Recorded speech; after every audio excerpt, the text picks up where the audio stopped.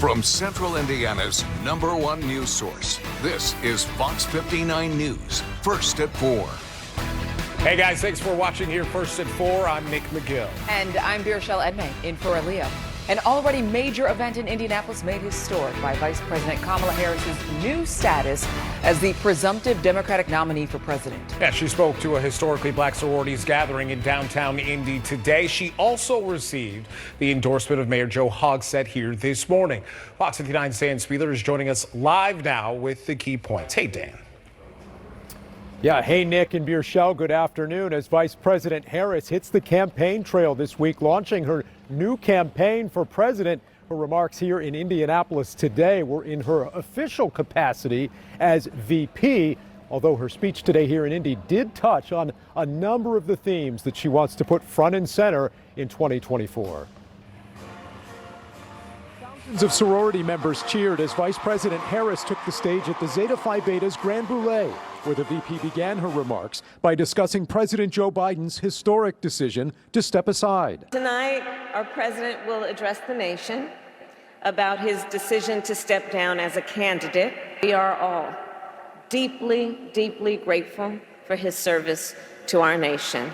But the vice president also had a lot to say about her vision for the nation and her new campaign for president. We share a vision for the future of our nation. A future where every person has the opportunity not just to get by, but to get ahead. And in this election year, Vice President Harris also had a lot to say about her opponents. In this moment, I believe we face a choice between two different visions for our nation. These extremists want to take us back, but we are not going back. Specifically, the VP calling for abortion rights to be restored. She promised to work toward that goal as president. Well, let me tell you something. When I am president of the United States, and when Congress passes a law to restore those freedoms, I will sign it into law. So let us continue to fight with optimism, with faith, and with hope, because when we fight, we win. God bless you, and God bless the United States of America. God bless you. So certainly a lot of energy here in this room today, as you just saw there. Now from here, the vice president traveled to Houston as she continues to prepare for the Democratic National Convention, which is now just 3.5 weeks away. A lot to do in that period of time, including naming a running mate. But as you saw from the video here in the room, and as you've been seeing on the news this week, the Democratic Party certainly feeling energized in many ways by her selection. A number of leading Democrats from the state of Indiana were here today as well, and they spoke about that with Fox 59 State House reporter Hannah Adamson, who's also here at the convention center with me today, getting reaction to the vice president's speech. Hannah, good afternoon. Good afternoon. Yes, it's absolutely rare when you see presidential candidates on the campaign trail here in Indiana. That's why several top Democrats I spoke to say her historic visit today could be the key to turning Indiana blue. Now, keep in mind, she did agree to attend this event long in advance. She kept her word even after this change.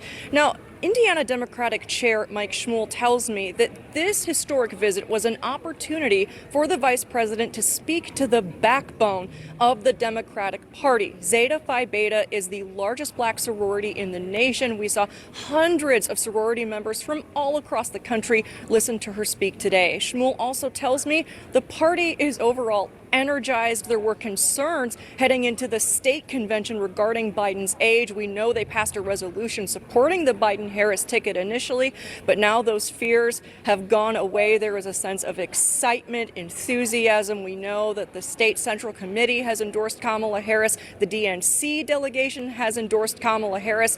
Now, even though it's no secret that Indiana has been a historically red state, Schmuhl also tells me with Barack Obama's win back in 2008, winning over Indiana, he says that Vice President Kamala Harris has the opportunity now to do the exact same thing. A lot of people turned out to vote because they were excited and they were energized about his candidacy. From what I've seen here today and what I have seen over the last 3 or 4 days across America and through the Democratic Party, people are fired up. This comes as Republican VP nominee J.D. Vance has his own event going on in Fort Wayne today. We'll have reaction to that, as well as how Vice President Harris's visit could also boost state races this November. Reporting from the Indiana Convention Center, Hannah Adamson, Fox 59 News. Yeah, Hannah, thank you so much. Coming up later in our news next hour, we'll talk more about J.D. Vance's visit to Indiana, plus what Indiana Republicans are saying about the vice president's visit here to the Hoosier State today. Of course, we'll continue to have a reaction to her speech here in Indianapolis throughout the evening and Sunday morning on this week's edition of In Focus. You can catch In Focus 9:30 a.m. Sunday here on Fox 59. We'll have interviews with Governor Holcomb, Congressman Andre Carson, Senator Joe Donnelly, and more right here Sunday morning. For now, live at the Indiana Convention Center, I'm Dan Spehler, Fox 59 News. Back to you guys in the studio. All right, Dan, thank you. We're now going to turn our focus to the weather here. And it's warm, it's sunny, it's July. Makes sense. Yes, it is. Makes sense. It's good to have you back, too. It's good to be back. You like came I back, you haven't have a whole seen you in new weeks. beard. I love it. I like the look. I guess it's all new going forward. With the purple suit, too. With the purple suit. Don't hurt them. New graphics. That's right. A lot of new stuff here. New weather. But man, are we feeling just like how a typical summer day should be here, with temperatures in the 80s, dew points are up, and we've had those scattered showers around today, and that is exactly going to be the story as we head into the evening. It's 81 degrees over at the airport now, a slight wind out of the north-northwest at 8 miles per hour. We did have a frontal boundary move through, dew point of 68. Luckily, those dew point levels are going to be gradually dropping here. Live look over in Greenfield in Hancock County showing the overcast skies, and it was our eastern counties earlier that did get a majority of our rainfall today. Frontal boundary sitting right overhead. Definitely not as impressive as what it looked like earlier on Guardian radar, but our western counties just south of Greencastle as well, and over near the state line right now, seeing some downpours. Few spots got a little bit of rain today, but just south of Muncie over near Newcastle got the highest rain totals today. As this frontal boundary continues sliding southeastward, we're going to get those rain chances out of there as we get into the overnight hours and into your daytime on Thursday. And then we're going to have a nice stretch of weather for the next few days. Comfy few days are going to follow after our storm chances today, but the heat returns soon along with the hot dome as we have another pattern shift down the line. So lots to talk about, and we'll do just that in a bit here, guys. This evening, an Indianapolis man is in jail accused of causing a serious crash that injured 8 people, including multiple children on the Near East Side Tuesday. All right, Fox 59's Jesse Wells spoke to neighbors and witnesses and has more on the crash that was caught on camera. Surveillance video shows the suspect speed through this red light here at New York and caused the crash. People who live and work in this area say speeding is a common problem, and they have some advice for everyone who gets behind the wheel.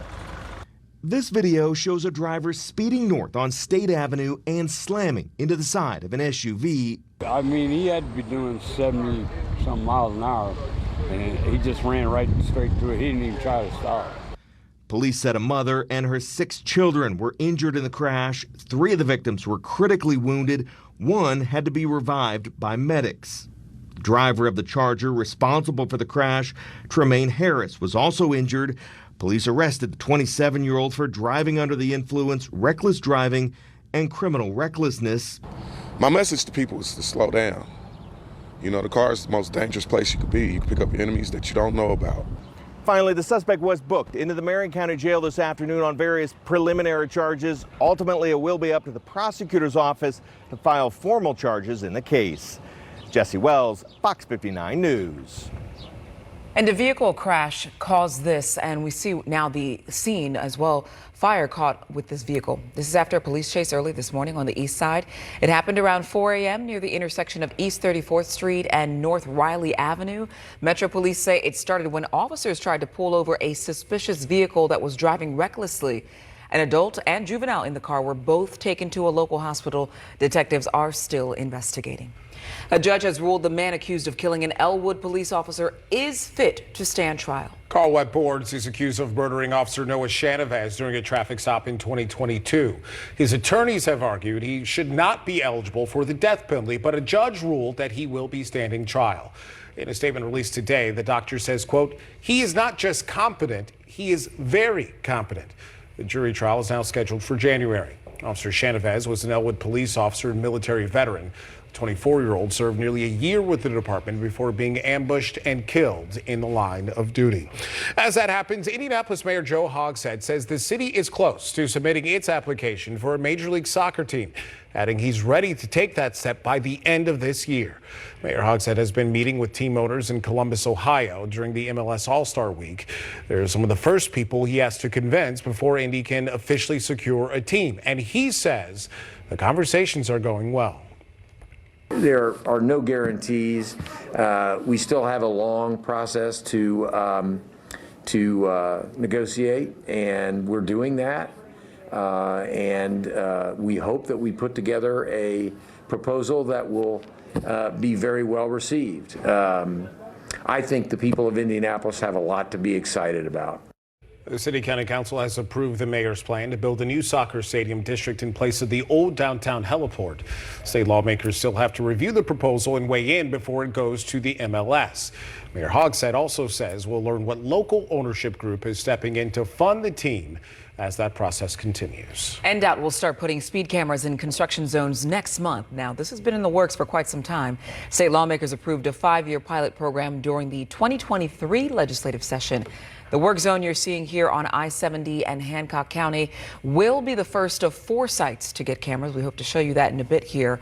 In the meantime, this is what it will look like. They'll be starting August 14th and be in place by then. There will also be some signs letting drivers know about them. The first violation is a warning. The second will cost $75, and the third and any later violations will be a $150 ticket. Drivers that are traveling at least 11 miles per hour over the posted speed limit in that specific work zone, the camera technology will capture an image of the rear license plate. That data will then be verified through various systems, and a violation will be sent to the vehicle owner via mail. The first 30 days or so will be pre-enforcement period. No actual violations will be sent during this time. Instead, courtesy warning notices will be mailed. Additional sites for the pilot program will be announced later this year. Some of y'all about to be broke. Nicholas is telling you guys, slow down. Slow down. On the road, especially as we get closer to the school days as well. So there's another reason for us to all maybe just take it easy on the road. Oh, yeah. Well, coming up here after the break, Israeli Prime Minister Benjamin Netanyahu comes to Capitol Hill. What officials say the purpose of this visit is all about, and reaction from politicians on both sides of the aisle. And Colts training camp kicks off tomorrow at Grand Park in Westfield. What attendees can expect coming up next, first at 4.